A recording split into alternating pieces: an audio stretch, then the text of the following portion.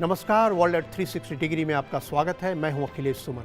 उत्तर Korea ने दुनिया को डराने, अपना वर्चस्व जताने और यूएन नाम की संस्था को धता बताने के लिए एक नया पैंतरा चला है। उत्तर कोरिया की सरकार ने अपने देश को न्यूक्लियर स्टेट यानी परमाणु शक्ति संपन्न ताकत घोषित कर दिया है। आपको जानकर हैरानी होगी कि उत्तर कोरिया ने ये सब तब किया है जबकि उसने परमाणु अप्रसार संधि यानी एनपीटी पे दस्तखत किया हुआ है। एनपीटी पर दस्तखत का मतलब ये होता है कि आपने परमाणु हथियार नहीं बनाने का प्रण लिया हुआ है। तो देखा आपने कैसे उत्तर कोरिया ने एक बार फिर अपना रंग बदला है। तो आइए विस्तार से जानते हैं कि उत्तर कोरिया के परमाणु ताकत घोषित करने का ये पूरा मामला क्या है। उत्तर कोरिया ने दुनिया को साफ साफ बता दिया है कि उसके पास परमाणु हथियार हैं और वो आगे भी इसे बनाता रहेगा। उत्तर कोरिया के राष्ट्रपति किम जोंग उन ने इसके लिए अपने देश की संसद सुप्रीम पीपुल्स असेंबली में एक कानून तक पारित कर दिया है। यह उनका न्यूक्लियर डॉक्ट्रिन है जिसमें कहा गया है कि इस पर न तो कोई समझौता होगा और न ही कोई बातचीत होगी। मतलब यह पूरी तरह अपरिवर्तनीय है। किम जोंग उन ने यह धमकी भी दे रखी है कि अपने देश पे आने वाले किसी खतरे का आभास मात्र होने पर भी वे परमाणु स्ट्राइक कर सकते हैं, यानी वो परमाणु हथियार से प्रीएम्प्टिव स्ट्राइक करेंगे। इससे पहले भी किम कह चुके हैं कि वो अमेरिका या दक्षिण कोरिया के साथ किसी भी युद्ध की स्थिति में परमाणु हथियार का उपयोग करने से नहीं हिचकिचाएंगे। लेकिन उत्तर कोरिया के इस कदम से पूरी दुनिया परेशान हो गई है। आइए समझते हैं आखिर दुनिया की परेशानी क्या है। दुनिया में अभी तक सिर्फ 5 देशों को परमाणु शक्ति संपन्न देश होने का तमगा प्राप्त है। ये है अमेरिका, रूस, चीन, ब्रिटेन और फ्रांस। ये संयुक्त राष्ट्र सुरक्षा परिषद के स्थायी सदस्य हैं। संयुक्त राष्ट्र के परमाणु अप्रसार संधि के तहत इन 5 देशों को ये दर्जा मिला हुआ है और इनका काम है दुनिया में किसी और देश को परमाणु हथियार न बनाने देना और शांतिपूर्ण कारणों के लिए परमाणु शक्ति को प्रोत्साहित करना। लेकिन अब सवाल उठता है कि कैसे मिला इन 5 देशों को ही परमाणु शक्ति का तमगा। इसके लिए 21 दिसंबर 1961 को संयुक्त राष्ट्र की 18 सदस्यीय एक समिति बनी थी जिसमें भारत भी शामिल था। इस समिति की पहल पे एक संधि हुई जिसे परमाणु अप्रसार संधि यानी नॉन प्रोलिफरेशन ट्रीटी एनपीटी कहा गया। एनपीटी को 1970 में लागू किया गया। इस संधि के तहत जिन देशों ने 1 जनवरी 1967 के पहले परमाणु परीक्षण कर लिया था उन्हें परमाणु ताकत की मान्यता दे दी गई।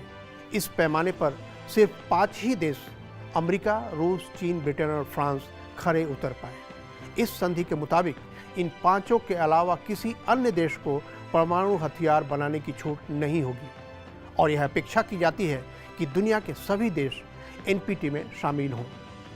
तो क्या सभी देश इस एनपीटी में शामिल हो पाए? इन 5 परमाणु संपन्न देशों के दबाव, प्रलोभन, मोलजोल और पहल पे अगस्त 2016 तक संयुक्त राष्ट्र के 191 सदस्यों ने एनपीटी को स्वीकार कर लिया था। लेकिन भारत, पाकिस्तान, इजराइल और दक्षिण सूडान इसमें कभी शामिल नहीं हुए। भारत और पाकिस्तान ने खुद ही परमाणु शक्ति बन जाने की घोषणा कर रखी है। इजराइल इस पर चुप्पी बनाए रखता है। लेकिन उत्तर कोरिया ने संधि पर हस्ताक्षर करने के बावजूद खुद को परमाणु ताकत घोषित कर दी। उत्तर कोरिया की स्थिति भारत से अलग है, लेकिन क्यों? भारत ने कभी भी एनपीटी को नहीं माना था। भारत का कहना था कि यह संधि भेदभाव पर आधारित है। लेकिन इसके विपरीत उत्तर कोरिया ने 1985 में एनपीटी को स्वीकार कर लिया था, लेकिन लगातार वो इसकी शर्तों का उल्लंघन करता रहा। तो कितनी है उत्तर कोरिया की परमाणु क्षमता? 2021 के एक अध्ययन के मुताबिक उत्तर कोरिया के पास 116 परमाणु हथियार हैं, जो 2027 तक 242 हो सकते हैं। इससे खास तौर पे दक्षिण कोरिया, जापान तथा पूर्व एशिया के कई देशों को खतरा है। हालांकि चीन से वो टकराव मोल नहीं लेगा, लेकिन चीन के लिए सीमा पार परमाणु संपन्न देश एक चुनौती तो है ही। अब सवाल उठता है कि दुनिया को इससे क्या फर्क पड़ेगा? प्रत्यक्ष तौर पे कुछ नहीं पड़ेगा, क्योंकि पहले से ही सभी को पता था कि उत्तर कोरिया के पास परमाणु हथियार हैं। लेकिन निश्चित तौर पे यह संयुक्त राष्ट्र की व्यवस्था को एक बड़ी चुनौती है।